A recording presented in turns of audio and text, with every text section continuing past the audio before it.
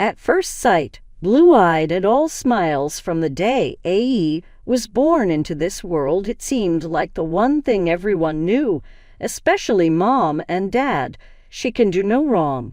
Me, I was the other daughter, received whatever road, second-hand ideas and second-hand clothes. See, Ava deserves the best, my mom would explain as she waded through heaps of carefully wrapped new toys for her and in result handed me something used, like socks or a beat-up old book. No, but not only for the presents. It was everything. Ava got the new outfit, the new toys, and everyone's eyes. Ava, sweet Ava, grew up knowing everyone worshipped the ground she walked on. And why wouldn't she? She was treated like royalty. It will make you another person. She quickly learned how to manipulate our world around us. If that meant walking all over me, then so be it. She did stunts, pranks that got me in trouble instead of her, such as when she ruined Dad's favorite watch and put it in my drawer. Needless to say, guess who got grounded for a month? She was slick, too. Has every big chap in the family eating out of her palms. The thought was always that, there goes Donna. She is so sweet, and here comes this troublemaker, my bad seed. They whispered as if I could not hear them. Elise is all just hard, but I did, every word. Elise, why aren't you more like your sister? Mom often chimed. She never hesitated, even when remarking about how hearing it will make me think of Ava instead of floating around the same as she owned this place. I tend to recall a certain afternoon.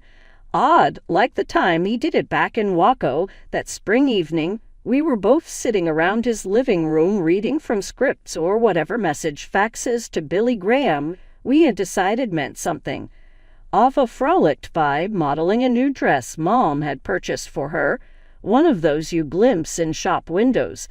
And I looked at my own clothes, washed too many times and faded by the sun, and envy felt in that soft press behind your eyes. Isn't she just adorable? Mom sounded all sweet when she clapped her hands with one of those cheerful sighs. Dad sat on the couch, his focus split between reading from a newspaper and Ava. Elise, could you get your sister's ballet shoes? I asked Mom, not taking my eyes off Ava. She has her dress rehearsal soon, and you know how important that is. I nodded, made my way to Sarah's even larger bedroom that was crammed with the toys and gadgets I could only hope for. As I searched through all her stuff trying to find the shoes, I thought, why here? Why not me? Here, I threw the shoes at Ava a little more harshly than intended. I returned to find Sophie sitting on the floor with her big blue eyes wide open, feigning shocked innocence. Elise, don't be rough. Say you're sorry to your sister, Dad bellowed from behind his newspaper. Ava, sorry, I mumbled, my face growing hot. The only one who ever understood, who really knew what was happening, was Grandma, Dad's mum. She was no fool and would not take bullshit from anyone. Tom, she would admonish my father, and while her voice was humanly firm, it carried a hint of reproof as well. You're not thinking that your daughters are getting the same kind of care. Elise is just as deserving of that love and attention. Dad would brush it off, and Mom always has the same kind of look on her face that rolls eyes at Grandma like she is playing for attention. Mom always argued, we have a rough with everyone, but her sentiments fizzed in the thick atmosphere like all those things they had given Ava and none for me. Grandma would put her hands on my own and pull me aside after these talks, gripping them with a force that betrayed the fragility of their skin. Listen, Elise, you have to be strong, so never let them darken your shine, because you are just as smart and deserve all the same opportunities that your sister gets, she would say to me with a fierce determination on her face. It worked for me most days. The day of graduation was supposed to be a high point, the culmination year's worth of hard work. It was just one more in the long line of final straws for any parental support. Dude, they straight up were not going to pay for me go to college. It's just he's hardly a safe bet. Dad shrugged again, reading my future like someone plays the stock market. And this is when Grandma stepped in. St. Leo's was a refuge for me, and her offer to pay my tuition at the school wasn't just financial. It saved me from drowning in that toxic milieu we called home. "Elise, you're going to do great things, and I want to see you get that chance," said firmly with no room for debate. It was a new beginning. Moving away for college literally felt as if I were shedding an old skin. I decided to go into law because I didn't know what else. I knew some of it interested me, and the rest felt like this kind of power I'd never gotten a taste for. College was my kingdom, where I could be anything. After I graduated, I went straight west. Instead, I took the apartment in town and began a new career as an attorney. Ava remained at home, having solidified her hold on our parents. From the grandmother who would keep in touch regularly and tell often stories of how it was for Nana. Ava was the great puppet master, and of course they were going to dance on her strings. One of the times Grandma called, she said in a tone that combined bemusement with chagrin, "It's like watching a queen and her court." I didn't speak to Mom and Dad much. We spoke very seldom and mostly at their request when they wished to inform me of Ava's birthday or wish her congratulations. Mom said, "And don't forget it's your sister's 20th birthday next week," latching on to hope that this common thread might give her more daughters. My birthday would come and go without a second thought from them, something that hurt less with each passing year. One evening, looking out from my balcony as the sunset spread over the serene sprawl of city below me, I decided it was time to truly let go. I needed to let go of some Shasterisque tea, the anger, meanness, and comparisons to Ava. I could never undo the history, but I did have control over how much it had on my tomorrow. I had built up an average, decent life, working out slugging the neighbor in a parallel profession, going for happy hours every once in a while with coworkers, and catnapping around love of mystery novels over quiet weekends. That is, until the day Nathan strolled into my office. Nathan was a new patient, one of my colleagues' patients that they figured I would be great for. He'd gotten himself into some sticky business dispute, not the first of those I expect to deal with. Nathan wasn't your regular kind of client, though, not from the moment he walked in. He was just so charming and cool in an effortless way. Nathan was sitting in the chair across from my desk, flashing a perfect smile as he said, "So you're her, the miracle worker I've been hearing about." I laughed, doing my best to show off and play it cool. "Miracles? Well, I'll do my best to sort this out for you." The case proved to be more than I had bargained for, and involved a hurricane of legal maneuvers and late-night conferences. Because he was more hands-on than most clients who only care about the bottom line, our meetings were always grueling and lasted for ages. His break came one night as we were walking out of the office after a brutal session. "Hey, Elise, did you eat? I'm famished and take you out to dinner for keeping you late. That nearby Italian restaurant is all right. What do you say?" It made me pause for a minute, which is not something that most people would think of about anything personal in my life. "Sure, why not? But for the record, this is just a thank you dinner, right?" "Strictly professional," he agreed, only with a glint in his eye that said both of us were very much aware the tension existed on my side as well. Dinner was a revelation. Nathan, who was irreverent and insightful when the stacks of legal paper were off his desk, regaled us with stories about world travels and business escapades.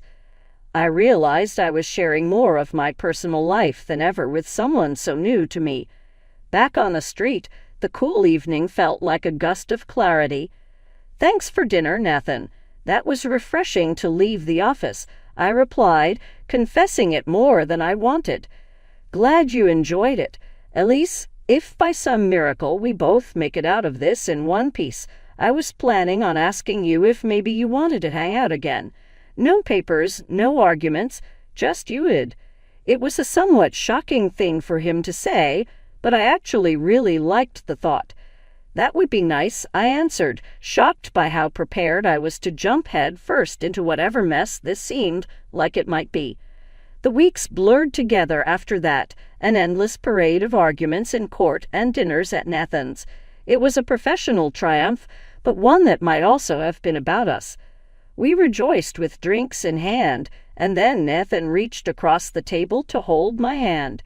He raised his glass at me, gunners and beautiful lawyers winning men's cases, cheers to being successful in court as well as out of the courtroom. All eyes on marriage with mine.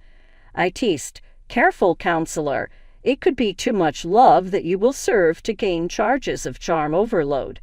And that warm and genuine laugh, a great way to close this short celebration of ours. We only cater to have a professional assistant relationship, which escalate into personal relations shortly after. We shared the same story and everything coming together for a full year since Nathan had taken me out on our first date. That was why when he popped the question, it wasn't this really exciting moment that swept me off my feet, but rather a realization and acknowledgement of someone who got me. I said absolutely, and no delay was for us. Anxious and numb, I phoned my mother and father. I suppose part of me wished that this might close the divide between us, one which had stretched further apart over time. So I went over to talk about the wedding plans, and their response was just distant at best. The moment I walked into their house, the tension hit me. My mom and dad congratulated me, but their words sounded empty. There was no denying that they still believed in the very old rule of Ava, going first anyway, not because you're supposed to, just because she neared herself beside them so long. Ava exposed her sweet side, however, during the visit. She smiled, was sweet, and then threw her offer down like a saint helping hand. "Let me take care of your wedding for you, Eliza. It will be how I take action to show you that I do want things to work out between us." Although we were surprised, even before either of us could refuse, it was my mother who took the lead and encouraged me to welcome her in our home.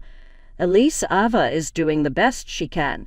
With the switch in her voice, my mom emphasized that this request was not optional. It would mean so much to let your mother do something for once. Feeling trapped, I reluctantly caved. Ava started to process, at least that's what she claimed. Whenever I inquired, she told me that everything was fine. "You just focus on your job." Over the phone, she would chirp, "I got this." But so assured was she that I never thought to look it up myself. When the date was drawing near, a hunch tugged at me to get involved in making arrangements for myself. All I got was the supposed schedule from a phone call to their offices. "Hello, we have a reservation for the room, but not much else." I felt disheartened as I called the florist, the caterer, and even my decorator. It was the same story. Ava had reached out and then nothing. No follow-ups, no bookings and payments. I was angry and felt betrayed, but this wasn't about to ruin my big day. And I called her because I needed to hear another one of Sua's grand mentiras. "Hey, Ava, just wanted to touch base. Everything going good?" "Oh, absolutely. Elise, it's gonna be gorgeous. Oh, try to keep your chin up," she said over the phone with muted cheer. I slammed down the phone and called Leela, a friend who is also a professional wedding planner. I told her about Ava dropping the ball, throwing it at Miss Hilarity, and that all I had to show for my wedding in 2 weeks was a room booked. Leela was horrified but responded, "Elise, I'm on it. Consider it done. We will do it," she said, with a resolve that was both comforting and strengthening. The wedding day was a very beautiful, muted affair, as I believe all weddings will be this year. The ambience was perfect, the atmosphere resonated with music, and our guests seemed to enjoy reveling in it. It was perfect, but one part of me was on a blind, especially when I saw Ava stood in the corner with scowl watching us all to happen happily. Around halfway through the reception, my mother made her way up to the microphone where her voice would echo throughout that half-filled hall. "And now, ladies and gentlemen, a special thank you to Ava for holding this amazing event together. You should be very thankful to your sister Elise." The applause filled the room and Ava grinned modestly.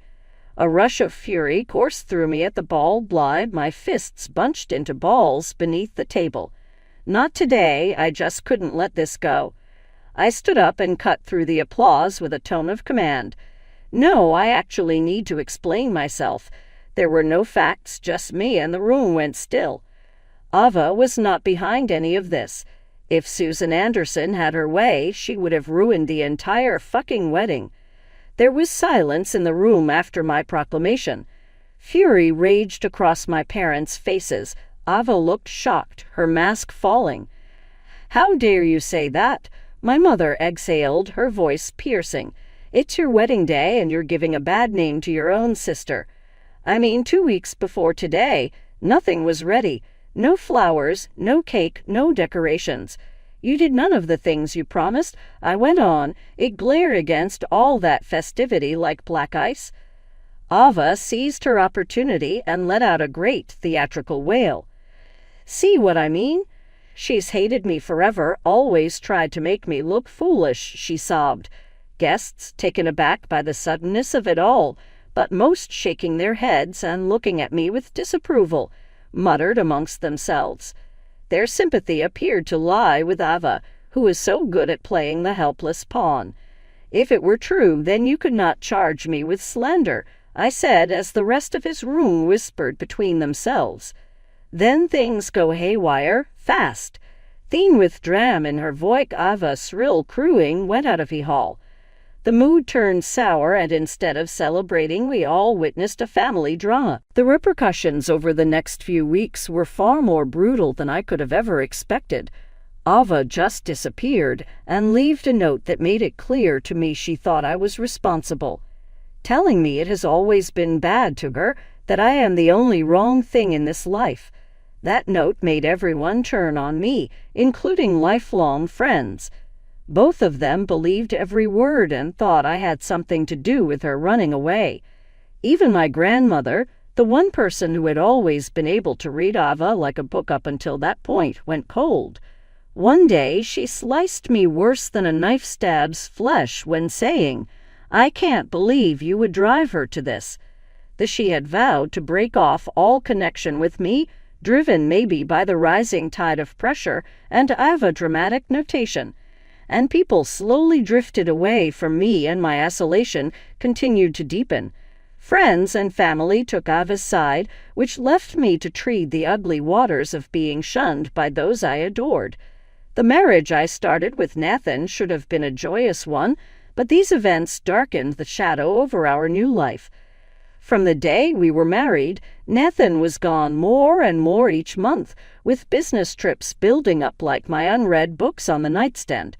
Our text exchanges eventually became nothing more than perfunctory check-ins, and the easy communication that we once had was suffocated under a stream of pallid updates. On a cold night, while I piled through the mail bills and receipts, one special tiny slip jumped out at me. He glanced at the receipt on top, a $2,000 bill from a high-end women's boutique. Confusion washed over me. It was cout-locked, had already peaking, and my birthday went by without any presents. Our anniversary wouldn't be for months. I didn't confront Nathan. I chose a path different than either, one that felt too invasive yet also so necessary. I hired a private detective. Carl, the detective, was a close-mouthed fellow who listened to my tale with a few grunts of his own. I had intended to say, "Let me check it out for you, but do keep in mind that what I may dig up is not going to be pretty," he asked, his voice gravelly. "Yes, I have to find out," as determinedly said my stronger self. Carl called 2 weeks after that. His voice was even as he said, "I have the results." I had not spoken to my grandma in a while, especially after the Ava fiasco where our family was shattered. Grandma was frail, health failing fast, but with a sharp mind, a master of the intricate familial psychology. So I called on her, this friend of mine, the photos, which represented Nathan's ultimate betrayal of us both, weighing as heavily in my large channel bag. When I came, she smiled weakly. The lines of pain around her eyes were so deep. "Elise, I have missed you," she rasped out in a hoarse whisper. "I know, Grandma. Sorry," I said as I sat on the other side of her tiny frame.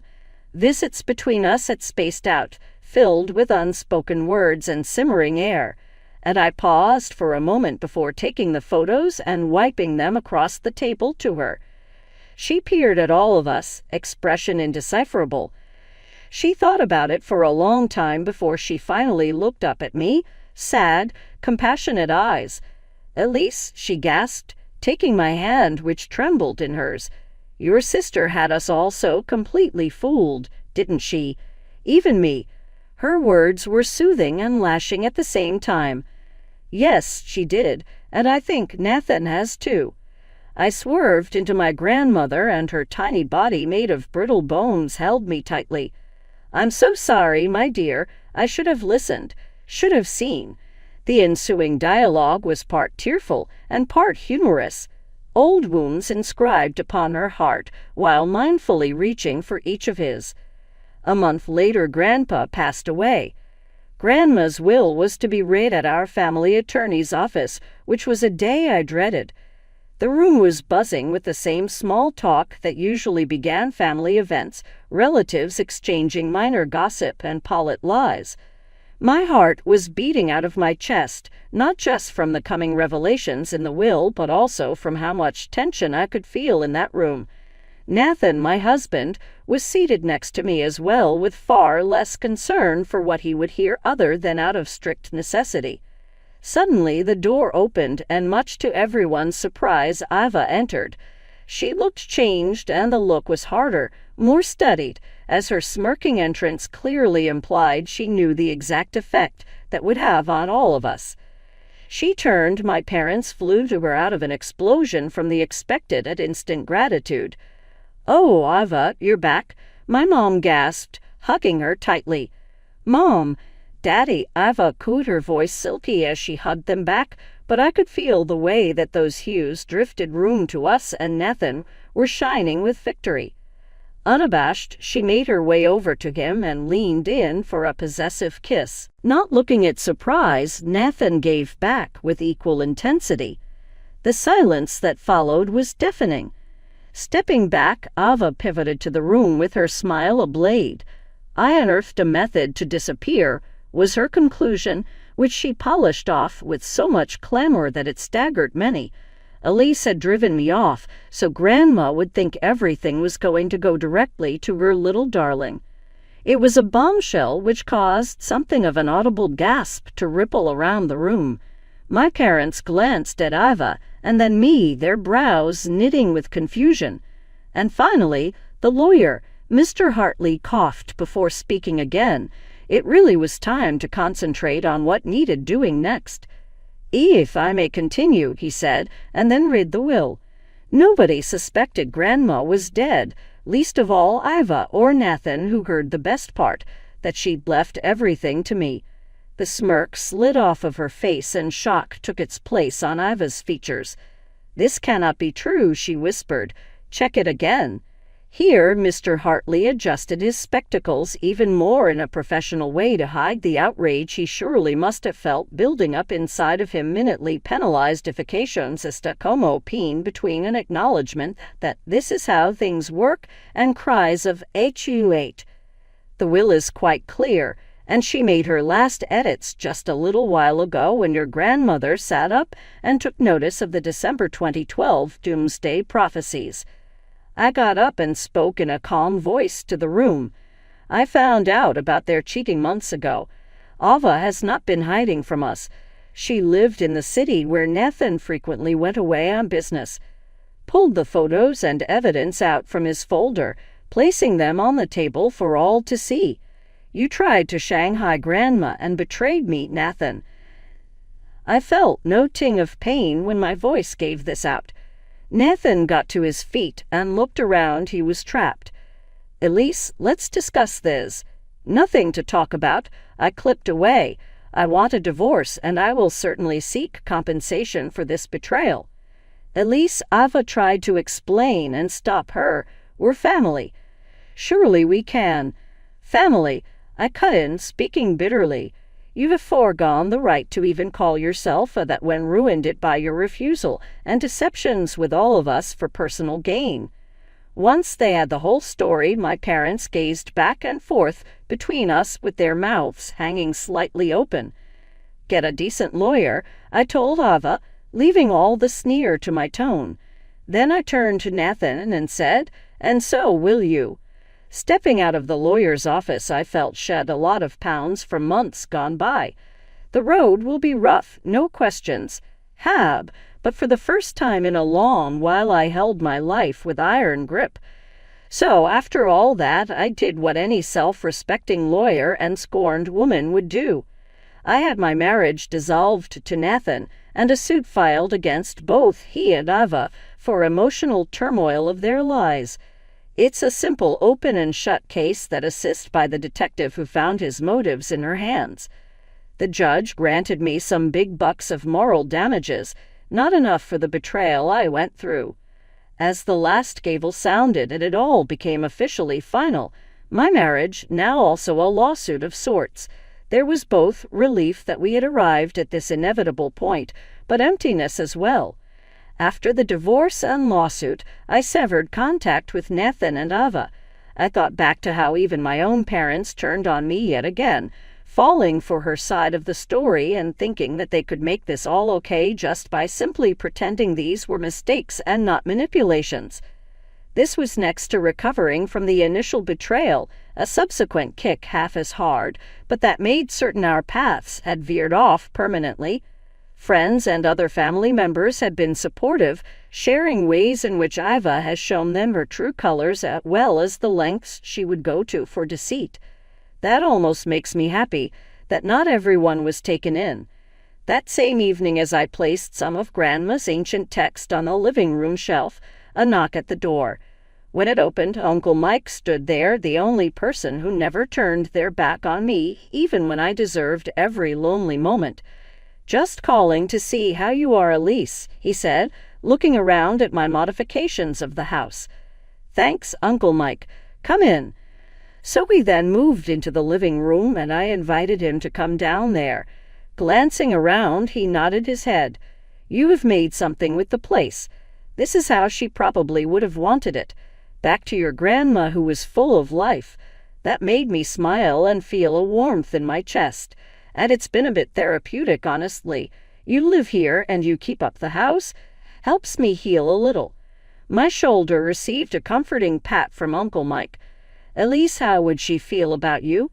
Here and for yourself.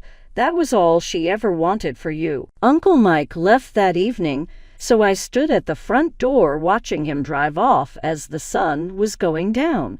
And then the horizon burst with colors, a harsh reminder that after all those storms life still had beauty to offer.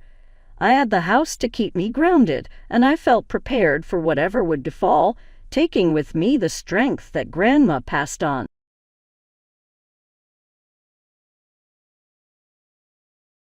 I'm a 33-year-old single mom with a 5-year-old daughter. My husband cheated on me while I was pregnant, so we separated after I gave birth. I kicked him out of my life and moved back in with my parents. 2 days ago, I came home from work to find my younger sister, Eva, who's 29, sitting there with a big pregnant belly. She and her husband had moved to Croatia after they got married. Surprisingly, I felt happy about her being pregnant, even though she's always been mean to me. For some reason, she never liked me and thought she was better than me. She used to manipulate our parents against me, and because she's younger, she often got away with it. Despite being younger, she's bigger and stronger than me. Despite my petite and lean physique, if my sister, Eva, grabbed my wrist, I couldn't break free. Even though it was evident to anyone that I couldn't physically overpower her, my parents never believed me when I told them she had beaten me. They dismiss it, saying she's my younger sister. How could she possibly harm me? So, I kept my distance from her, only speaking when necessary. Fortunately, I got the chance to move out for high school, which was a relief from her presence. Now that monster is back in my life, and seeing her pregnant, I assumed she was here for her postpartum period. When I asked Mom how long she was planning to stay, Ava overheard and shouted from the living room that she's here to stay, questioning if I had a problem with that. She hasn't changed one bit, still as narcissistic as ever. Mom explained that Eva's husband got a transfer back to the States, and since Eva is pregnant, they believe staying with our parents is best for her. They can take care of her during pregnancy and after childbirth. When I asked Mom if she had time to take care of her, she timidly replied that she had to. Eva is still young, and they think she can't raise her child alone. I was speechless, really. Eva is 29 and can't handle raising her child alone. I was 27 when I had my baby, and I managed my postpartum period alone because my husband was busy. Even my mom didn't come to help. She said it was something I needed to learn as a mother. Now, with her golden child pregnant, my mom is ready to step in as a nanny, such a hypocrite. Their favoritism has always been clear, which is why I've kept my distance. When I separated from my husband, I rented a house instead of moving in with my parents. But Dad insisted I live with them, saying their house was too big for just the two of them, and they could watch over my daughter while I worked. He suggested I pay rent to them instead of to someone else, which seemed fair, especially since I was dealing with so much emotional turmoil. Pregnancy, postpartum struggles, my husband's infidelity, and divorce.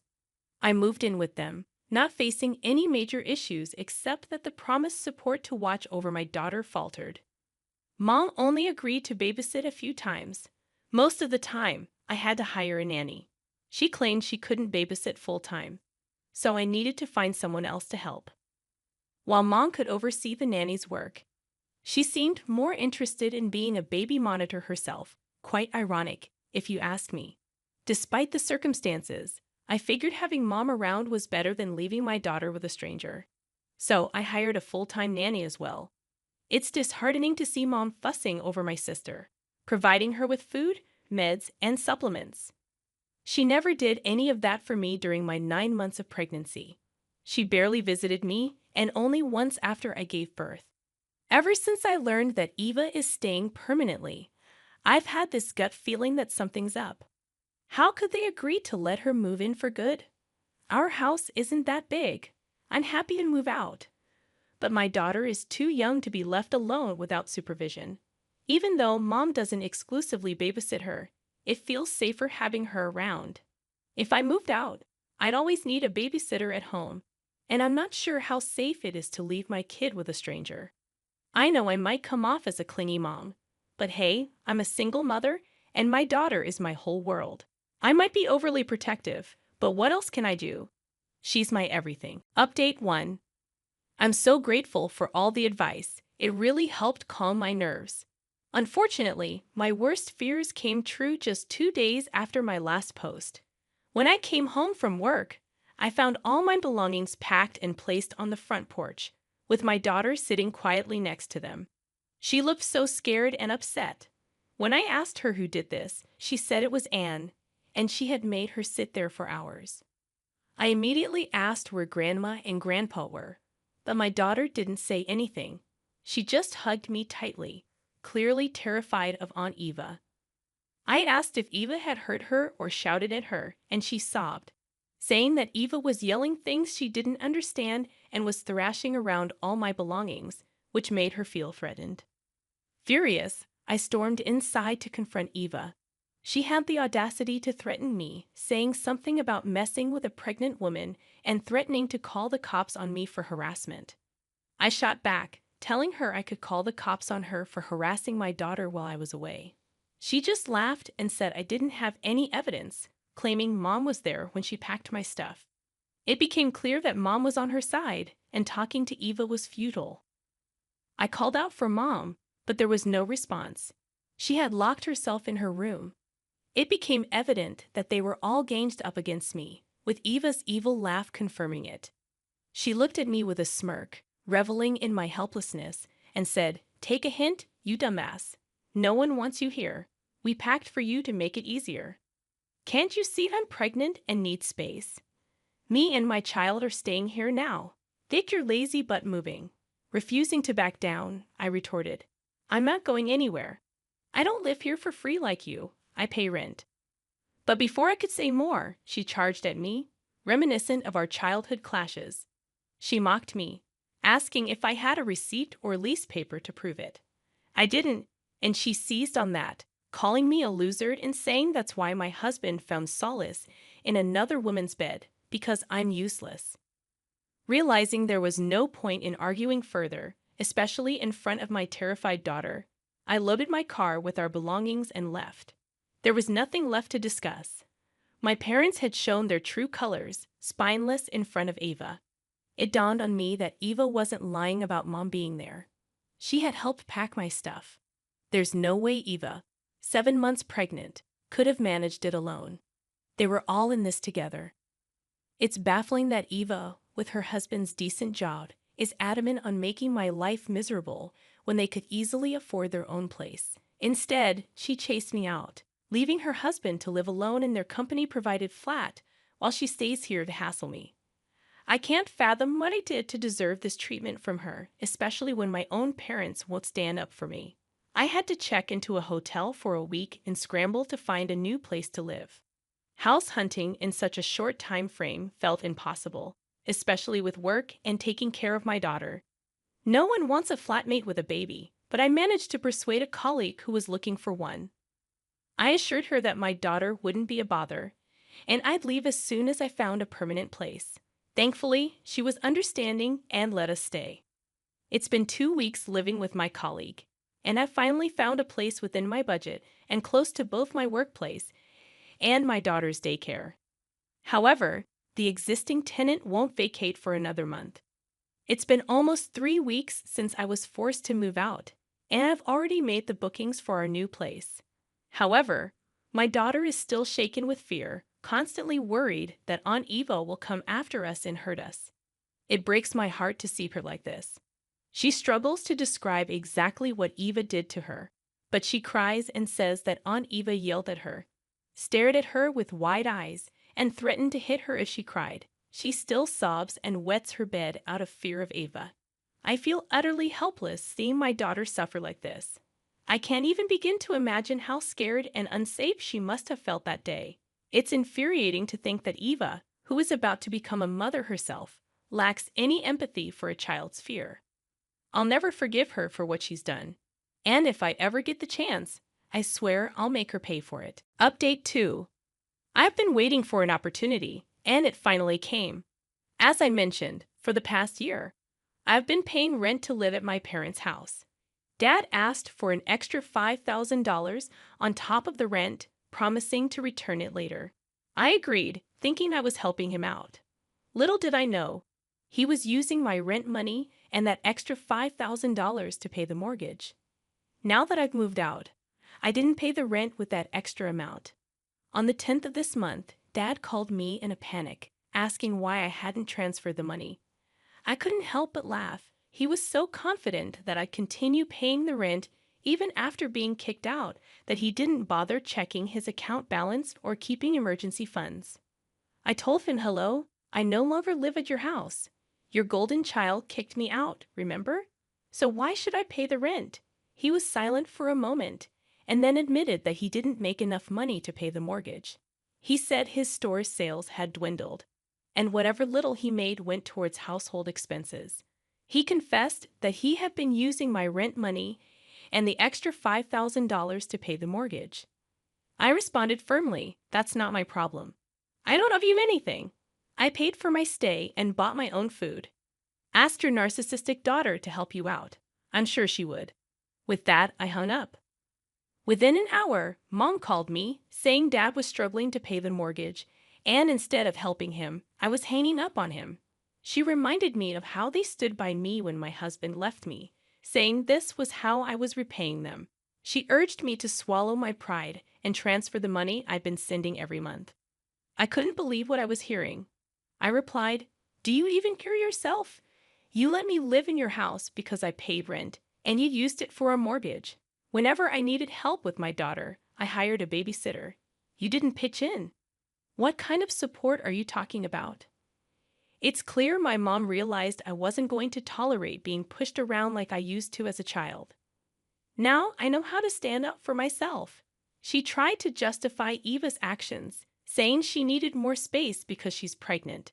But I wasn't having it. I reminded her that Eva didn't request me to move out. She threw me out, and they all chose to turn a blind eye to it.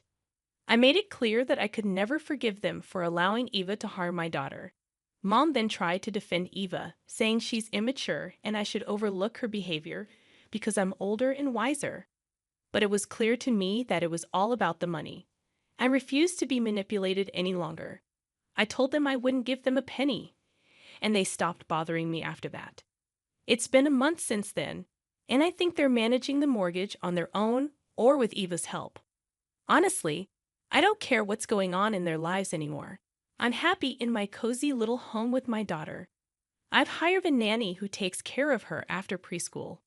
The nanny is a middle-aged woman with a son who's 5 years older than my daughter. They get along great and have a wonderful time together. It feels amazing to come home to a happy and loving daughter. Life does get better. We just need to hang in there. Update 3. Firstly, I want to express my gratitude for all the love and support. It truly means a lot to me, and I apologize for not updating this thread frequently. There were 2 main reasons for this. Firstly, I've severed all ties with my parents and narcissistic sister, so there wasn't much relevant to share. Secondly, life has been busy. I got promoted this year, which comes with added responsibilities but also extra pay, and I've been caught up with work and motherly duties. But I have an interesting update to share this time. Last week, my mom and dad showed up at my workplace. They didn't know where I lived, so they came to me as a last resort. I was too busy to meet them, so I instructed the security to ask them to leave. However, they seemed unwilling to go and were arguing with security. They looked frail and as if they had aged at least 10 years. To my surprise, my mom was carrying an infant in her arms, which I assumed was Eva's child. Intrigued, I went out to meet them. Upon seeing me, they started sobbing. They came to me desperate for help to save their house. Dad explained that he hadn't been able to pay the mortgage for the past 7 to 8 months. He used up all their savings to cover the initial 2 to 3 months after I left, but they kept defaulting. Last month, the bank finally kicked them out, and their house was put up for sale. Since then, they've been living in a dingy apartment. They pleaded with me to help them save their house. I listened patiently and then asked why their entitled daughter hadn't helped them. They hung their heads in shame and revealed that Eva's husband had kicked her out after discovering she was cheating on him, and the baby wasn't his. All the stories about transfers and company accommodations were lies. Her husband was still in Croatia, and they're getting a divorce. I was shocked to hear this. Even after all that, my parents continued to support her. Mom tearfully admitted they didn't know about Eva's situation. She had claimed she was here for the delivery but disappeared after I moved out, and they only asked her for help with the mortgage then. When the truth came out, I was initially speechless. But then, I couldn't hold back my emotions and hugged my mom, tears streaming down my face. I couldn't help but point out that their support for Eva was evident by the fact that my mom was holding Eva's child in her arms. They explained they couldn't leave Eva in such a dire situation. They had used up all their savings to cover her medical bills. I fell silent, contemplating what to do next. Without overthinking, I asked where Eva was. Mom mumbled something, but Dad gave her a look and said Eva was at home, refusing to go to work. Mom interjected, saying it was because she couldn't leave the baby. I couldn't help but laugh at the absurdity. I reminded Mom that mothers all over the world go back to work when their babies are 6 months old, and Eva should have done the same, especially given her circumstances. They continued pleading for help, but I explained that I didn't have enough money to save their house. Dad suggested that if I could pay for the defaulted months, he could request the manager to stop the sale, and we could continue with the remaining payments monthly. I had to be honest and say I didn't have that kind of money.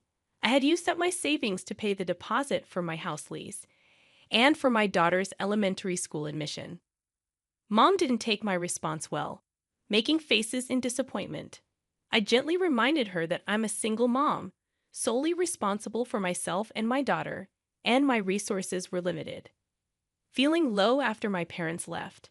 I confided in my manager when she noticed my absence from my desk for over an hour. She suggested a solution: to buy the house myself, given my recent promotion and raise. After all the years of helping with the mortgage and now trying to save the house, it seemed like a fair deal. In return, I'd allow my parents to continue living there, but without Eva. I called Dad and offered to pay off the piled-up mortgage and the remaining payments if they transferred the house to my name. Dad said he needed to discuss it with Mom and would let me know. I told him to take his time, unsure if they had enough. A week passed, and they didn't call me back. It seemed like their silence was their answer. They didn't agree with my proposal. They were okay with their house being sold and living in a dingy apartment, as long as they didn't have to let go of Eva and live comfortably. Driving home from work, I thought of passing by their house to see if the sale sign was up, but I decided against it. I made the decision to cut them out of my life a year ago, and I would stick to it. I don't want them back in my life. I'm happy and content living with my daughter, watching her grow and achieve new milestones. She's now in elementary school, and I couldn't be prouder.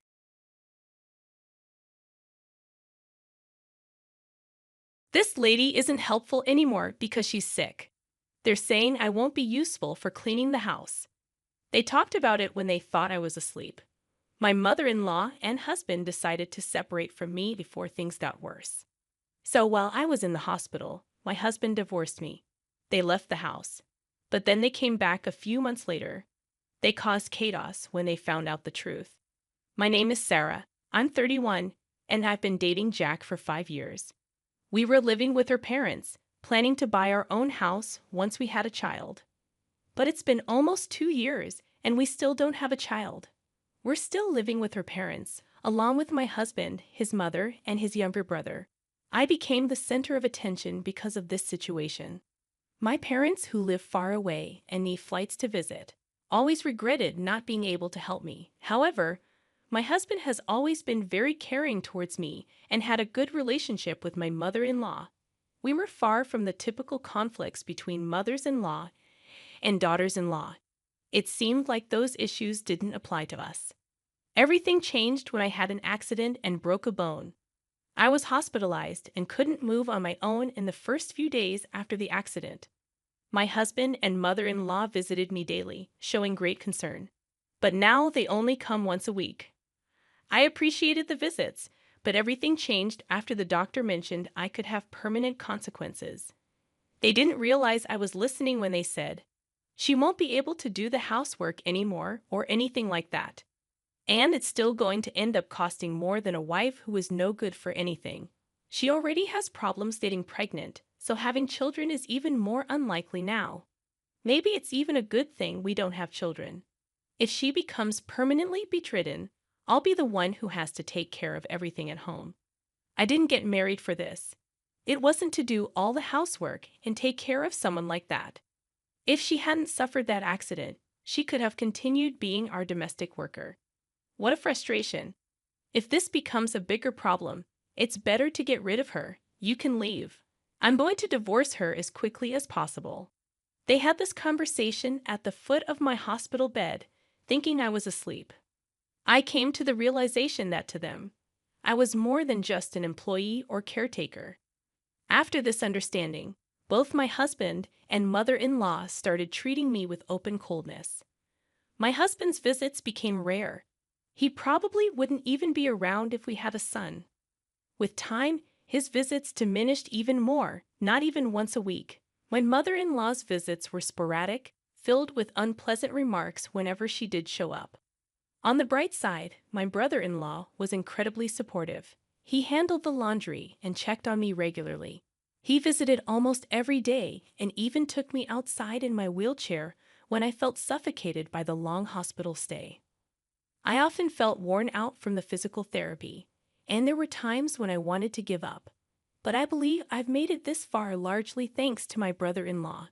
His presence has been crucial to my physical recovery. The therapy is going well, but it's still hard to tell if I'll have any permanent issues. When I shared news of my progress with my husband and mother-in-law, I overheard discouraging comments. "We should have gotten rid of her sooner," my husband remarked. Their reaction sparked an argument in front of me, showing their unawareness of the impact of their words. However, amidst their heated exchange, my brother-in-law defended me. He reminded them of the care I had provided for our house and father-in-law over the past 5 years. It all started when I began dating my husband, and they suggested we move in together to save money before marriage.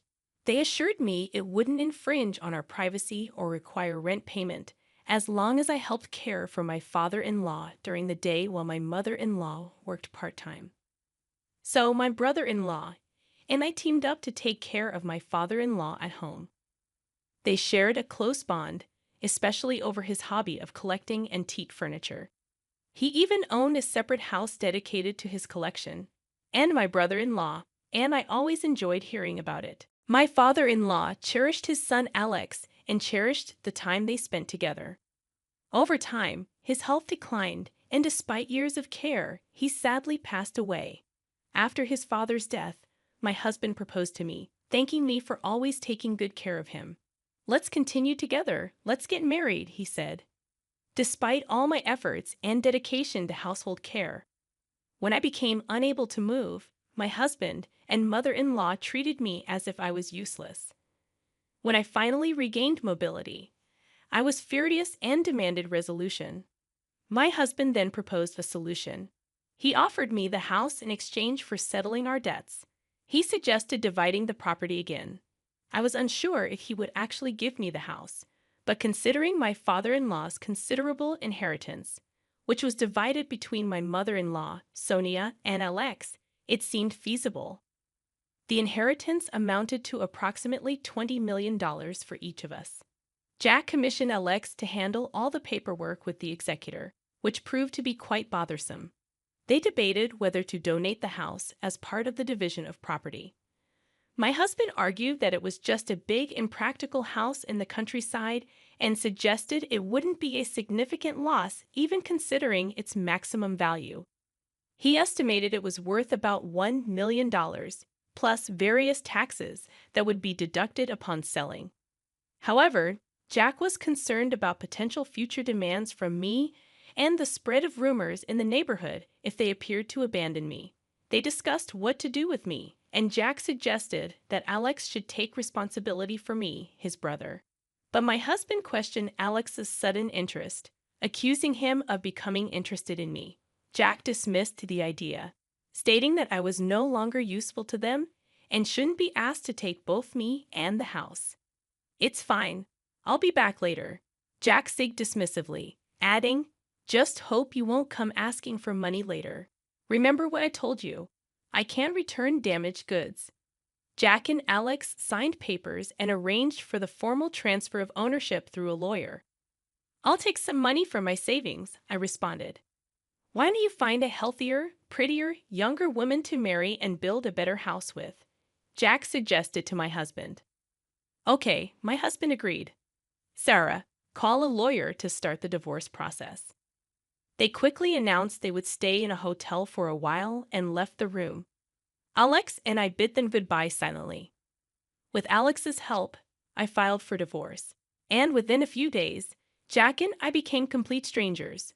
A week later, Jack and my mother-in-law packed their belongings and left home. It was surprising that Alex, my brother-in-law, continued visiting. "Don't worry about it. I'm visiting because I want to," he assured me. We took care of each other and did housework together. We've talked more in these 7 years than you ever did with my brother. We're friends. His kind smile comforted me, and all I could do was express my gratitude. A month later, I was discharged from the hospital. Though I still needed physiotherapy, I felt relieved to be home after so long. "Do you think they'll really come back?" I asked Alex, worried they might return and make me work again. "If they come back, I'll push them away. I can't forgive them for treating you so badly. Besides, they have no right to return to this house," Alex reassured me. Since I couldn't move like before, Alex took care of most domestic tasks. Luckily, as a freelancer, I could work from home and contribute financially. With bi-weekly physiotherapy, I recovered smoothly, without any complications. A year later, I was back to living as before, collaborating with Alex on household tasks. We even synchronized our days off to travel together. Just when I thought our peaceful days would continue, a storm hit suddenly one night. While Alex and I were having dinner, the door was knocked repeatedly, and the intercom rang nervously. Sonia's voice came through, demanding to be let in. I hesitantly opened the door, and Jack entered without hesitation, demanding food. I refused to serve her, asking why she was here. She claimed she had spent all her money and was going to live here again. As my ex-husband approached me with disgusting familiarity, I felt a surge of revulsion. "That's why I divorced you. I don't care about you anymore," I snapped back. Jack then began insulting me just as her mother arrived. They both started acting as if they owned the place, making themselves at home. I threatened to call the police, but Jack argued that since the house was originally in her father's name, any agreements made were null and void. She demanded half of our savings, but I was shocked to hear that she had squandered everything on frivolous spending and investments I had no knowledge of.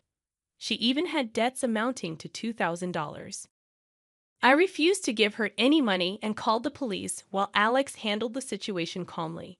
It was astounding how bold Jack had become in just a year. Jack and her mother started wreaking havoc in the house, destroying precious furniture that held sentimental value for me. They laughed while causing the destruction, completely ignoring my pleas to stop. About 10 minutes later, when the police arrived, I explained the situation to them. "This is a disaster. Let's hear your side of the story," one of the officers said. "What's wrong with breaking things in my own house?" Jack retorted. "We're just getting rid of stuff we don't need. What's the problem?" Alex intervened, revealing that the house was actually in my name. "This house never belonged to these two. It's in Sarah's name," he explained. "What nonsense are you talking about? Before he died, our father-in-law left a will through a lawyer. He left everything to Alex," Sonia's mother chimed in. Upon hearing this, Jack and her mother were shocked. "So this isn't her property," Jack realized. "But wait, I'm her ex-husband. We're like family, so she has to forgive me," Sonia's ex-husband pleaded. "Don't make me laugh. You're a stranger now that you're an ex. I didn't even know you were in contact with another woman before our divorce was final. And you treated me like an employee," I countered. Jack tried to shift the blame onto her mother, claiming she influenced her actions. However, her mother revealed Sonia's failed attempts at relationships and business ventures, which left her in debt. Despite their previous condescending attitudes towards me, they both desperately pleaded for forgiveness, trying to avoid involving the police.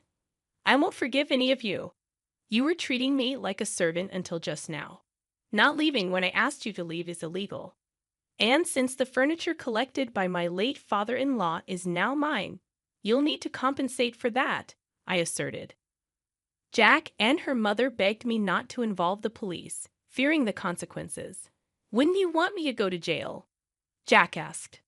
"I don't care. We're already divorced," I replied, unmoved by their pleas. I discovered that I was married to my brother-in-law, Alex, or rather, he was my ex-brother-in-law. And now he's my husband. Not even a year ago. And you've already moved on to another man, my own brother no less, Jack explained. But Alex clarified, "It's not like that. I wouldn't give Sarah up, no matter how many times I asked her to." Jack was left speechless, unable to argue further. "I don't care anymore.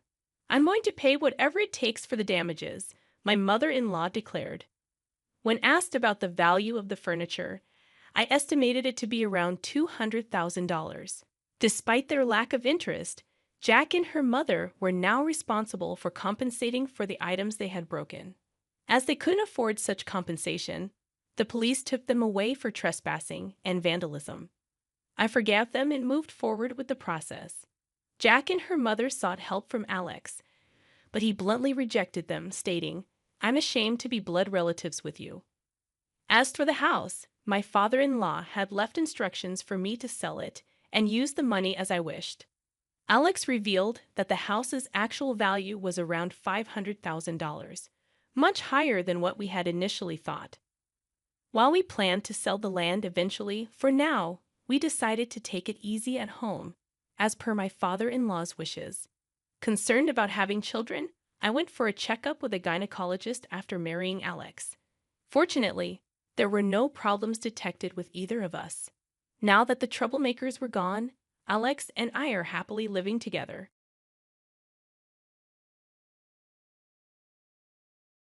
I'm a 27-year-old woman who moved to the US almost 7 years ago. I have two half-sisters from my dad's side, born to different women. We used to be very close, even though they're technically illegitimate. I shared part of my small inheritance from our grandparents with them, but our father never acknowledged them and left them with nothing. 2 years ago, my sisters also moved to the US. The middle one, let's call her Mary, got a company to sponsor her for a work visa. The eldest, Karen, who's 30, got a student visa and moved in with me since I already had a job and a decent salary. Our deal was simple. I'd cover all the bills and food, and she'd find a job at the university since she couldn't work elsewhere due to her visa restrictions. All I asked was for her to pitch in with some minor chores around the house. I have a dog and a cat, but I assured her she wouldn't have to worry about them while she was busy with school and work. Plus, I have a step-family who often helps out with household tasks, especially since I help babysit for them. It seemed like a fair arrangement, especially for a student. But apparently, it wasn't enough.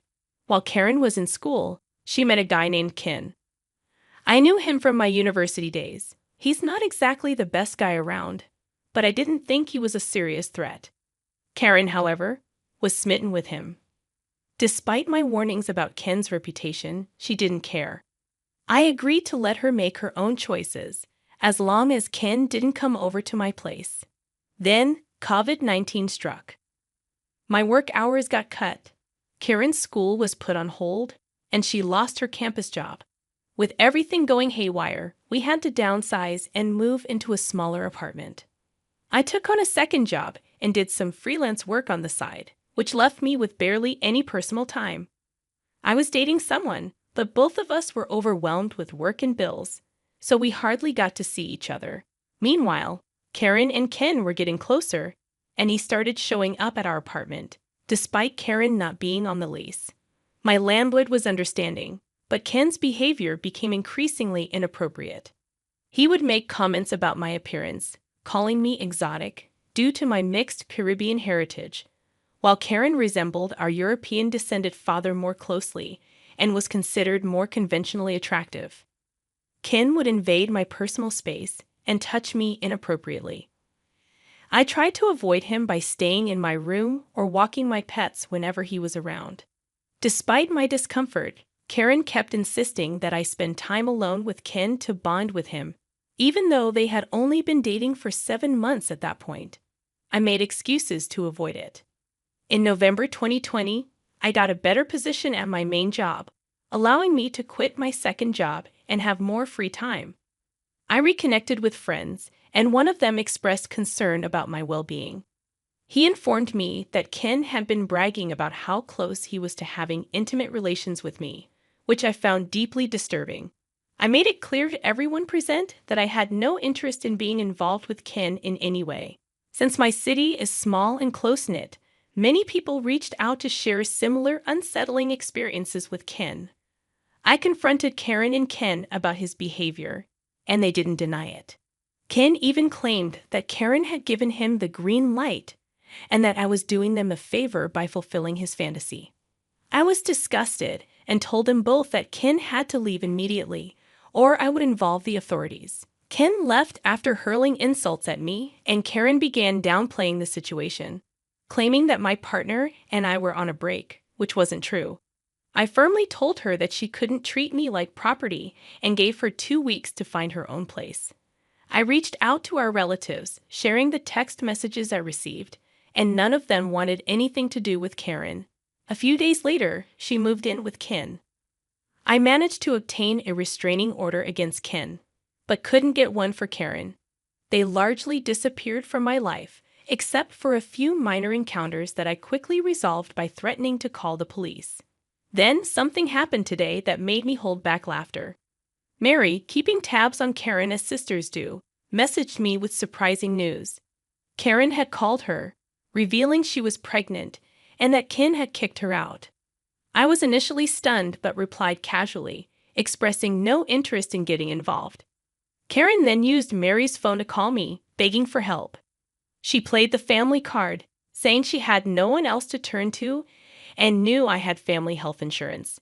She even suggested that I should feel obligated to help with her pregnancy expenses, since the baby was a blessing and that I should want to be a part of raising it. I let her pour her heart out for a few minutes before bluntly refusing and ending the call. She attempted to call again, but eventually gave up. I received a text from Mary apologizing for the barrage of calls, as she accidentally left her phone on the counter. Most of my family, including Karen's mom, supports my decision. The only dissenting voice is Karen's aunt, who isn't biologically related to me but whom I've known for years, so I refer to her as Aunt. She had been pressuring me all day until I warned her that I'd share her texts with my stepfather, who happens to be her landlord. That shut her up. As for the baby, I do feel a twinge of sympathy, but ultimately, I can't help but think, this is not my problem. My parents were old-fashioned and preferred to give what little they had to their legal grandchildren. My father had many children from different relationships, some of whom I might not even know about. My grandparents grew tired of having new grandchildren pop up every other year, often with a mother looking for handouts. Regarding Karen's visa, she had an extension due to COVID-19, but that has expired, and she's now overstaying her visa. Sadly, this is a common occurrence, and while I don't agree with it, I'm somewhat implicated due to my stepfather being American. This morning, Mary called me to meet up for brunch and talk about Karen. Mary understood that I didn't want to be involved in the drama, but she felt it was important to discuss things before she left the state. She's always been the peacemaker among us siblings. I agreed to meet, but only on the condition that Karen wouldn't come home with me. Mary assured me that if Karen tried to follow me, she'd personally make sure she stayed away. So, I got dressed and headed out for brunch with my sisters. I'll spare you the fake family niceties Karen tried to pull once we finished eating and were just having coffee. Mary laid everything out on the table. She explained that she couldn't take Karen with her because she's getting married to her longtime girlfriend and they can only afford a one-bedroom in their new city. She made it clear that Karen was delusional as she thought Mary would let her live with me. Even if she had the power to make me take Karen back, Mary made it clear that Karen was lucky she'd let her stay with her for the past few days. Mary said the only reason she was helping at all was because Karen's mother had begged her to find a safe place for Karen or help with the pregnancy. Then, Mary turned to me and asked if there was anything I'd be willing to help with financially, considering I'm the most stable economically. I know it might sound harsh, but I had to think about what's best for me. Feel free to criticize me for it. I made it clear to Karen that I would only offer financial assistance for 3 specific things: either termination and a hotel room for recovery, a ticket back to her home country where she could live with her mother or aunt and access free health care, or a ticket to our eldest brother's country where I knew he would support her. I also mentioned adoption as an option, but I wouldn't be providing her with a place to stay or covering her medical expenses out of my own pocket. I provided her with links to nonprofit organizations that could offer assistance. Karen began crying, accusing me of trying to take away her baby and being a bad sister. She argued that a good sister would open her home and help care for her baby. She also attacked me personally, claiming that I didn't deserve the money I had and that I was spoiled by our mother because of her wealth. However, most of my inheritance came from my mother's side, as she built a successful company from scratch after our father left us with nothing. Karen's hurtful words continued until she hit a nerve by mentioning my infertility. While I had accepted my condition, it still stung. Mary intervened, threatening to kick Karen out if she made any more hurtful remarks. I remained composed, despite the emotional onslaught. Karen, sensing she had gone too far, stopped crying and seemed to come up with a plan. Karen shocked me by suggesting that I adopt her baby, and I couldn't help but laugh at the absurdity of it. Adopting her child was out of the question. I didn't want Karen or her ex anywhere near my life, let alone their baby. While I didn't hold any ill will toward the child, I had no desire to be involved in raising it. I was on the verge of giving Karen a piece of my mind, but Mary intervened just in time. Mary laid out Karen's options plainly. She could either terminate the pregnancy or return to her home country. Either way, she couldn't stay with us because of her legal status, which could jeopardize Mary's job and my residency status. Karen had until the following Friday to make a decision. Mary made it clear that she didn't want Karen near me, fearing for my safety, and declared that Karen had lost the privilege of spending time with either of us in person. She even offered Karen a place to stay for one more week, but after that, she was on her own. Mary's assertiveness caught me off guard, but it was exactly what I needed. She swiftly paid the bill and whisked me out of there, providing the protection and support I didn't realize I needed. As we left, I couldn't help but shed a few tears of relief, grateful to have an older sister who still looked out for me. After our intense discussion, Mary and I decided to lift our spirits with a childhood tradition, getting ice cream. We talked about our plans to spend holidays and vacations together, trying to focus on happier things. Mary's girlfriend joined us, and she lightened the mood with jokes about how sad she'll be without her moving table, referring to Mary, who's taller than both of us.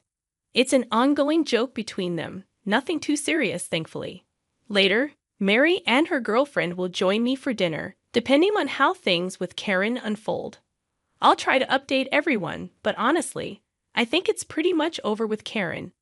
I'm not sure if she'll choose any of the options we gave her, or just do her own thing, but either way, I'm sticking to my boundaries. And yes, Mary is my hero through all of this. If anyone was curious, Karen has made her decision. So, as the title suggests, my older half-sister Karen has made a decision. Here's the short version of what happened. Karen was living with me rent-free when she started dating a creepy guy. Her boyfriend had some disturbing fantasy involving both Karen and me, which she agreed to without my consent. I kicked her out, and she moved in with him. Eventually, she got pregnant, and he kicked her out too. She then expected me to not only take her in, but also support her and her baby financially. My sister Mary and I offered her a few options for her unplanned pregnancy, including termination, returning to our home country, going to our brother's home country, or figuring out how to raise the child or put it up for adoption. She had until tomorrow to decide, as Mary was leaving for the East Coast on Saturday. However, Karen didn't choose any of these options. Instead, she made things worse for herself and ended up getting arrested, likely facing deportation. Here's what happened. On Tuesday, Mary decided to visit a nearby national park for one last trip before moving too far away. She left Karen with a key and some money, which turned out to be a big mistake. When Mary and her girlfriend returned yesterday, they found out that all the locks on their house had been changed. To make matters worse, Karen's supposed ex, Ken, had moved into their house. Mary should have seen this coming, but she and Karen grew up as best friends, even closer to each other than to anyone else, including me. Obviously, things had changed drastically now.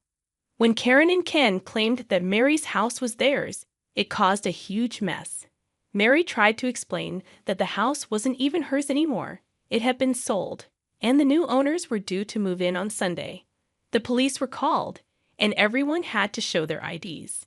Karen only had an expired passport, which led to her getting arrested for immigration charges.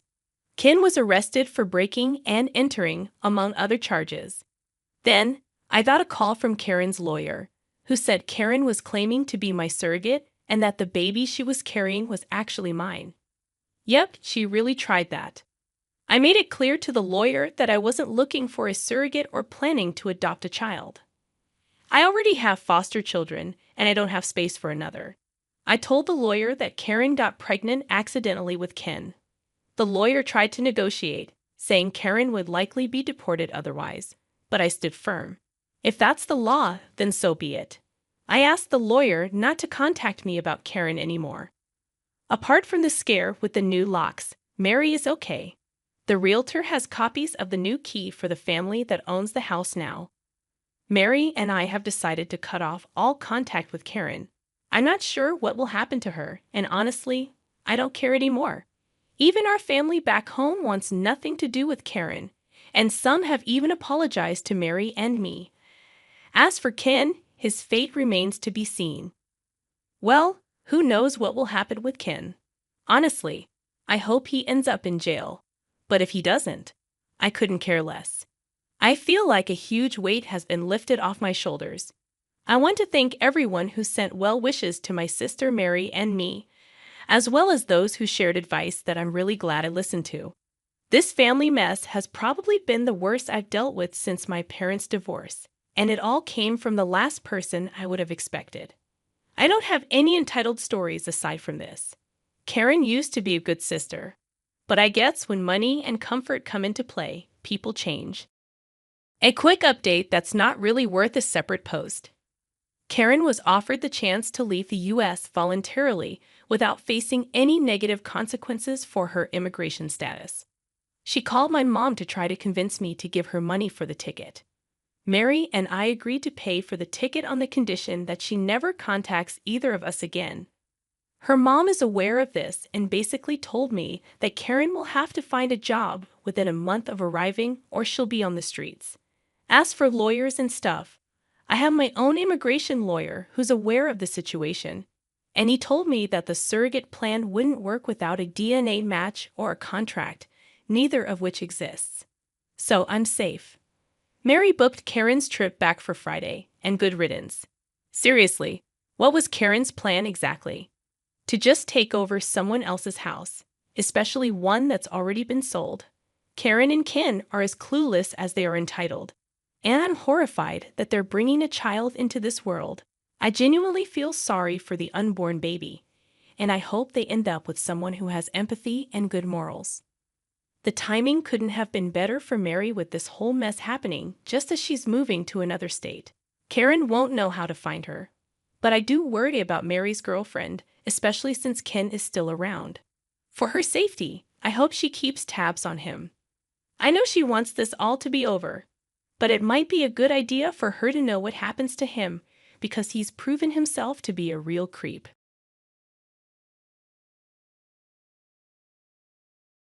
Almost a year ago, I had my first child. He's amazing and brings so much joy into my life, but that's not why I'm sharing this. Throughout my pregnancy, everyone, especially my mother-in-law, was incredibly kind and attentive.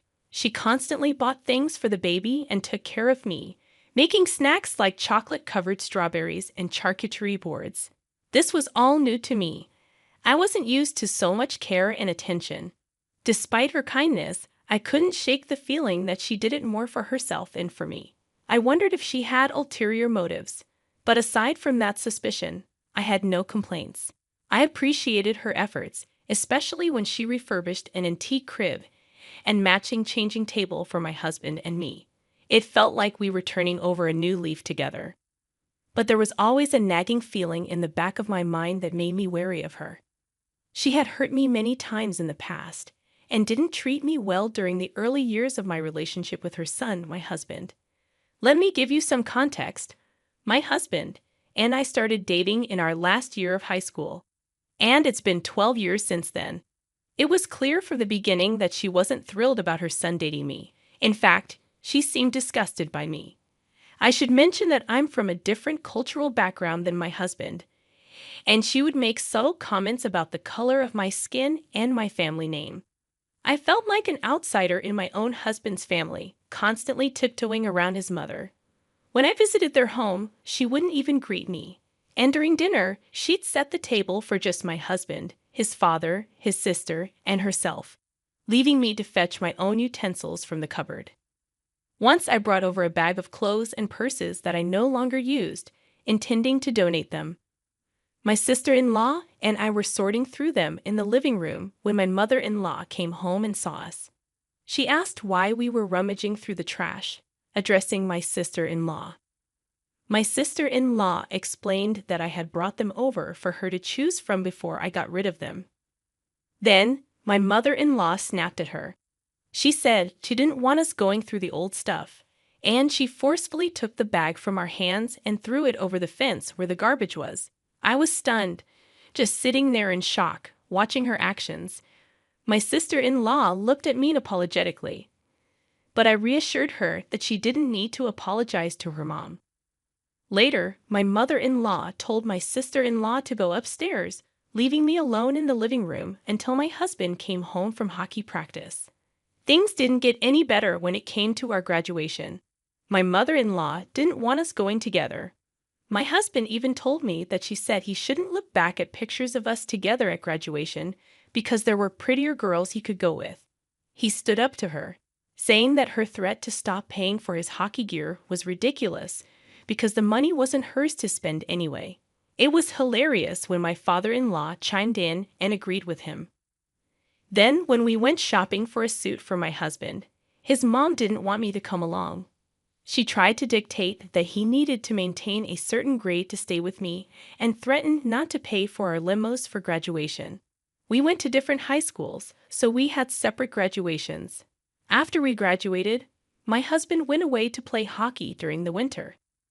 The only times I could see him were during away games or when I drove to the city where he was stationed. But even during those visits, his mom would ignore me completely, acting as if I wasn't there. She even tried to set him up with other girls, saying she found a beautiful girl at her work who was interested in him. My husband was baffled and told her that he's already dating someone he loves. She did this at almost every away game in the early years. I was at my thinnest because of an eating disorder I was struggling with at the time. Despite that, my mother-in-law still made comments about my body, particularly my butt and hips. Those insecurities about my body just wouldn't go away. She even talked to my sister-in-law about how she thought I was fat and ugly and didn't understand why her son was with me. Of course, my sister-in-law would tell me all of this. She would even ask my sister-in-law if she had any friends who could date my husband. Fast forward to when I gave birth. My in-laws rushed to the hospital immediately. I ended up needing an emergency C-section, and when I was being wheeled into my hospital room after the surgery, I saw my in-laws at the nurse's desk, asking if I was out yet. They tried to get into the room, but the nurses told them they couldn't come in until they were finished checking on me. They'd waited outside the room, which already struck me as odd. While the nurses were attending to me, they took our son out to get him checked and vaccinated. When they'd brought our son back into the room, my in-laws followed. I hadn't even had a chance to hold my son properly yet, except for a brief moment of trying to get him to latch for breastfeeding. Then, as soon as the nurses left, they went over to pick up our son. My husband was too exhausted to say anything at the time, and I was still reeling from the shock of the surgery. They didn't even bother to ask how I was doing. They were just focused on holding and smiling at our son. They actually ignored me completely, directing all their questions and attention to my husband. They asked him about the labor and the surgery without even acknowledging my presence. Despite feeling tired and in pain, I smiled through it, thinking maybe they didn't want to bother me. But they kept coming back to the hospital every day we were there, making it seem like they cared because they asked my husband if we needed anything. All I wanted was a McDonald's breakfast sandwich and an iced coffee, so my husband told them. They said they were on their way, but when they arrived, they brought some strange Chinese food buffet instead. I appreciated the gesture, but when you're craving something specific after giving birth, it's all you can think about until you get it. Every day they visited, they monopolized our son, not asking me anything or even acknowledging my presence. After we were discharged from the hospital, they continued to visit our house. I wasn't feeling well enough for visitors, but my husband didn't tell them not to come over. So I had no choice but to stay up late, trying to entertain them while still recovering from major surgery. A few days ago, I started to feel resentful of their constant presence, but I didn't voice my feelings. Usually, people offer to bring snacks or help with chores when new parents are settling in. But they didn't do any of that. All they wanted to do was hold our son. When my husband got called into work, I felt anxious and started cleaning and cooking, despite being in serious pain. while they sat on the couch admiring the baby. Later, I saw on social media that they posted an announcement about their first grandson, tagging my husband but not me. They even got my son's name wrong, only using my husband's last name, even though I legally hyphenated it to include mine as well. Fast forward 2 weeks, and they basically forced us to go out for wings with them in a pub, which we regretted instantly. A month after giving birth, when we visited their place, I had hoped they would have prepared something special or had balloons as a surprise, but there was nothing like that. Maybe it was the hormones, but I couldn't help feeling upset. To make matters worse, my in-laws were smokers, and they didn't bother washing up before holding the baby. That's when I spoke up and asked them not to smoke when the baby was around, but I didn't even get a response. Then my husband reiterated my request, and she brushed it off, saying it wouldn't harm the baby. I was about to speak up again when my husband intervened, saying we wouldn't come over if they didn't respect my wishes. Finally, she agreed, but it felt like my husband cared more about keeping them happy than respecting my needs. We were visiting them every other day, and each time they would take the baby away from me, which was overwhelming and frustrating. It made me feel awkward. Not only that, but they would show up at our place at 8 p.m. to see our son, disrupting our attempts to establish a bedtime routine. Sometimes they would arrive late, and our son would get a second wind, making it hard for him to sleep until 10 p.m. I had to ask them to come by before 7 p.m. because we were trying to set a sleep schedule for our son. She would respond by saying they didn't do anything like that when my husband was a baby, but I would explain that times have changed, and this is what we've chosen to do. So now that I've started going back to work a few days a week, my mother-in-law insisted on me bringing the baby over to their place instead of her coming to ours. She said I could work in their office, which was actually a nice setup, and I was grateful for their help and support. But one time, she was having trouble putting the baby to sleep. I suggested that maybe he was hungry, so I went to make a tea and realized she hadn't fed him his lunchtime bottle, and it was already way past the time he was supposed to have it. I brought the bottle upstairs and suggested she give it to him, but she gave me a nasty look and snapped at me, saying she knew what she was doing. I insisted gently, saying that he probably needed to eat to sleep, but she got defensive and slammed the door in my face, locking it with my son inside. I couldn't believe she'd done that. My son was screaming, and I was furious, but I tried to stay calm. I knocked on the door and asked her to open up, offering to help, but she told me to leave her alone. I refused to back down, knocking harder and pleading with her to open the door, but she ignored me. Then I tried even harder to get her to open the door, banging on it and using my body to try to force it open. Meanwhile, my son was screaming and crying so hard that he started choking and coughing. I was desperate, so I threatened to call the police if she didn't open up. When she still didn't respond, I dialed 911. The police arrived and instructed her to give me back my baby. They didn't do much else except warn her that she could be investigated for harming a child. They asked if I wanted to press charges, but I decided not to. I told my husband what happened, and he's furious. Now I'm torn. Should I press charges? Am I overreacting? Is this just some kind of postpartum rage? I need help figuring out what to do. Update. My husband took the situation very seriously, and he's just as fed up as I am. I can't believe I let it go on this long.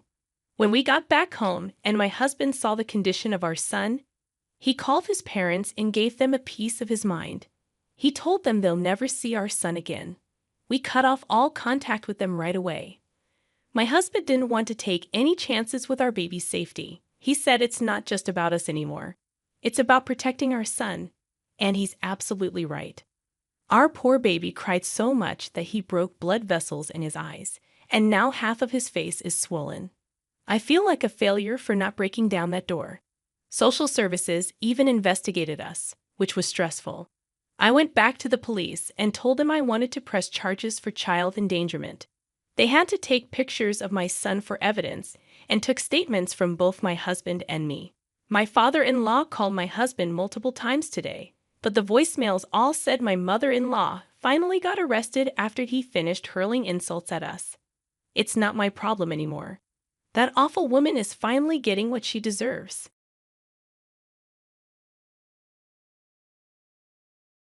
When my grandma on my dad's side died, she left me, at 23, a part of her inheritance that was originally meant for my dad and brother. My brother got nothing. To understand why, here's some background. My brother and I never met our grandpa. Dad always talked about their rocky relationship, which led to them drifting apart before I was born. Dad met Mom at work years ago, and they fell in love and had my brother. But when they got married, Grandpa stopped talking to Dad. He didn't like Mom because she came from a different religious background, and Grandpa, being old-fashioned, disapproved. Dad distanced himself from Grandpa, and their strained relationship affected his bond with Grandma. I barely remember visiting Grandma until Grandpa passed away when I was 11. After that, Grandma reached out to Dad, and we all started spending more time with her. We celebrated Christmas and Thanksgiving at her place every year. She was the sweetest lady. It's puzzling why Dad never had a relationship with her before or why she didn't reach out to him sooner. She was a gentle soul, the kind who wouldn't harm a fly. Her happiness was contagious, and she lived life to the fullest, never taking herself too seriously. Her house always smelled of fresh bread, thanks to her amazing cinnamon buns. But something odd started happening as we grew older. When my brother asked to visit, she hesitated, but if I asked, she welcomed us right away. She even called to check if I was planning to visit soon. Then, at Christmas, I noticed I received better gifts and more cash in my cards than my brother did. Over time, this favoritism became more obvious. She attended my high school graduation but made excuses not to go to my brother's. She claimed she had a condo council meeting to attend, which seemed odd to me. The unease settled in my stomach every time she showed her preference for me over my brother. It weighed heavily on me, knowing he was being left out. As I enjoyed Grandma's love and generosity, my brother occasionally hinted at feeling left out. At first, I brushed it off as jealousy, but then I started noticing things too. Eventually, he stopped coming to our Christmas celebrations, opting to spend time with his girlfriend's family instead. I also observed that Grandma wasn't treating my mom fairly. Mom would get a generic store-bought card, while I received heartfelt handwritten letters full of love and admiration. Grandma always seemed busy when it came to Mom's or my brother's birthdays, but she'd drop everything for mine. One Christmas, I brought my girlfriend over, and Grandma gifted her earrings, but my brother's girlfriend never received so much as a card. It became increasingly obvious that Grandma was intentionally excluding my brother and Mom from her affections, and I couldn't ignore it any longer. One day, while sitting in her cozy kitchen, I finally mustered up the courage to bring it up. Maybe I was scared of the truth or worried about upsetting her. When I asked why she treated me differently from my brother, she brushed it off, saying it wasn't what I thought. But her vague response only made me more determined to understand. Sadly, Grandma passed away last year before I could delve deeper into the issue. After her funeral, I was called to meet with a lawyer, which struck me as odd. Dad thought it might be a formality but expected to hear from them soon. At the meeting, it was just me and her only living sibling. It was revealed that Grandma had left behind a significant inheritance, a house worth over $800,000, along with over $300,000 in cash, heirlooms, and retirement savings.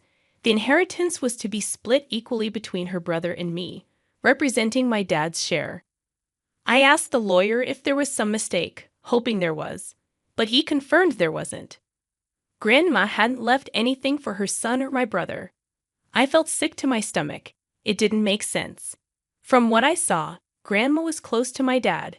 They talked often. He visited her regularly, helped her in the garden, and with household chores.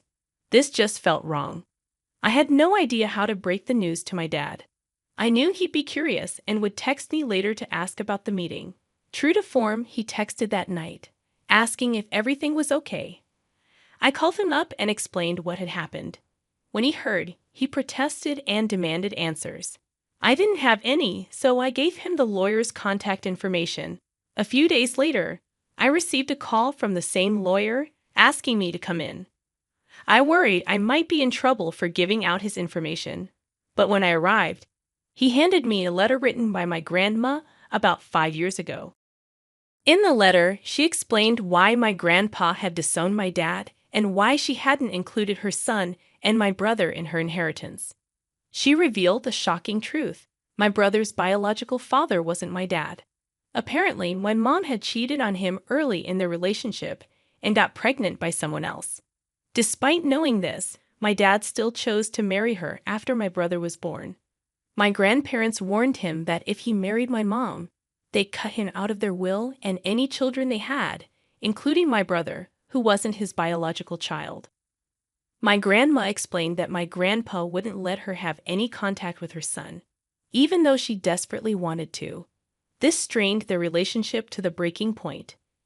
They wanted to prove a point to my dad by cutting him out of the will, even though it meant sacrificing a relationship with me. She specifically addressed me in the letter, not mentioning my brother. This meant that my dad wasn't part of their business affairs either. They used to own several car washes, and originally, my dad was supposed to inherit them. But they sold them before Grandpa died just to spite him, cutting my dad out of everything. She revealed that my brother's dad was a guy named Philly, who my mom knew from church, so the different church thing was partly true. Grandma never trusted my mom after that, and couldn't forgive her for hurting her son like that. When I came along and Grandma finally met me, it brought back years of guilt. She wanted to love me and give me everything she missed out on. It was like a second chance at having a son for her. But every time she looked at my brother, she was reminded of my mom's betrayal. She made a promise to Grandpa never to speak to us. But she couldn't help but be in my life, even though it meant breaking her promise to her husband. The letter mentioned that at the time, my brother didn't know that our dad isn't his biological father. This made me wonder if he still didn't know. Should I tell him? Why did Grandma suddenly leave this for me now? I need help figuring out what to do. Update 1. Alright, so a lot has been happening since my last update. And it seems like it's time to tell my brother everything. I've been struggling with the decision, losing sleep over it for a few days. I worry that if he doesn't already know, it could completely change how he sees our family. But I've made up my mind. I'm going to share the truth with him, along with my inheritance. First, I decided to talk to my dad about the letter and what I've learned. I wanted to have this conversation in private, so I asked him to come over to my place. I explained the contents of the letter and asked him why he chose to stay with Mom despite her infidelity. He opened up, saying he knew about Mom's actions but decided to stay because he loved her, regardless of what happened with my brother's birth.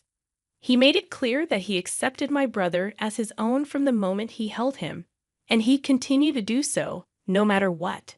Despite his parents cutting him off and trying to teach him a lesson, he learned the importance of giving people second chances. After my mom got pregnant with my brother, her religious family disowned her because of premarital sex. My dad explained that she had nowhere to turn, and he couldn't just leave her like that. He acknowledged her mistake, but chose to look beyond it, committing to building a family with her. They worked hard on their relationship, attending couples therapy and rebuilding trust. Despite my grandma's judgment, my mom remained loyal. I asked if my brother knew the truth, and my dad said he didn't. I told him I planned to talk to Mom and give them a week to tell my brother before I did. I made it clear that if they didn't tell him, I wouldn't split my inheritance with him. Dad got upset, saying it wasn't my place to reveal the secret and that technically, the inheritance wasn't mine to distribute. I insisted on the 7-day deadline and said I'd only split the inheritance with my brother if they told him. Dad warned me not to interfere in their family matters and threatened to withhold my inheritance as leverage. He stressed that it was their responsibility to handle the situation with my brother and urged me to reconsider my stance, highlighting the potential consequences of getting involved. Despite my dad's objections, I stood my ground and reiterated my decision. Within that week, he texted me, attempting to persuade me to reconsider. He argued that it would be too shocking for my brother to hear the truth from me and that it would devastate him. I acknowledged that it would be a lot for my brother to process, but insisted that he deserved to know and should hear it from our parents. When I mentioned to my dad that Mom wasn't ready to tell my brother, he explained that she feared losing their relationship if he disowned her. I empathized but maintained that it wasn't my problem and gave her 2 days to figure it out. The next day, Mom came over, visibly upset. I gave her the same ultimatum, and she tried to plead with me, explaining the weight of the secret and her guilt. I countered, emphasizing that I was only seeking to reveal the truth. I explained the consequences. If they told my brother, Dad would receive a portion of the inheritance, but if not, it would all go to my brother. Mom accused me of being greedy and selfish, claiming that I just wanted to keep the money for myself. I defended my position, pointing out that I was willing to share the inheritance with both Dad and my brother. Then they threatened legal action, saying they'd challenge how the estate was being administered if I went ahead and told my brother. Unfazed, I contacted the lawyer, who confirmed that they had no legal standing, as Grandma's wishes were clear in her handwritten letter to me. For the next 2 days, I received calls and texts from both of them, pleading with me not to say anything. The day finally arrived, and I asked my brother to meet me at our family home. As we entered, our parents were sitting in the kitchen, looking surprised, their jaws dropping when they saw us. I told my brother that our parents had something important to tell him. He seemed puzzled, and my dad got up, threatening me. I gave them one last chance, but my dad urged me not to go through with it. Ignoring his plea, I asked my brother to sit down and then proceeded to tell him everything, even handing him the letter from Grandma. He listened in shock, and I could see the devastation in his eyes. My heart broke for him. Mom tried to speak, but my brother cut her off, his voice trembling as he demanded answers about the lies they had told him his whole life. Mom started crying, apologizing, and trying to justify her actions. But my brother wasn't having it. He stood up abruptly, knocking over his chair, and said he needed time alone to process everything. He walked out to the front of the house, and I followed him. We sat on the lawn crying together. I assured him that I would share my inheritance with him. I knew he had been struggling and had dreams of starting his own business and marrying his longtime girlfriend. They wanted to buy a house and start a family, and the amount I would receive was more than I needed. Here's the latest update. After thinking it over, I believe Grandma didn't just want me to keep the money for myself. She probably only included me and her brother in the will to honor a promise to Grandpa. Maybe she kept the letter because she knew I'd do the right thing with the money when the time came, so I gave half of what I got to my brother. He's using it to buy his first home with his fiancée. Dad tried to start a lawsuit, but it got thrown out. My brother isn't talking to our parents right now. The only communication I've had with them has been through legal channels and a third party. Anyway, that's where things stand. I like to think that Grandma maybe had a change of heart in the end and felt bad about how she treated my brother. I hope the money he got can somehow make up for all of that.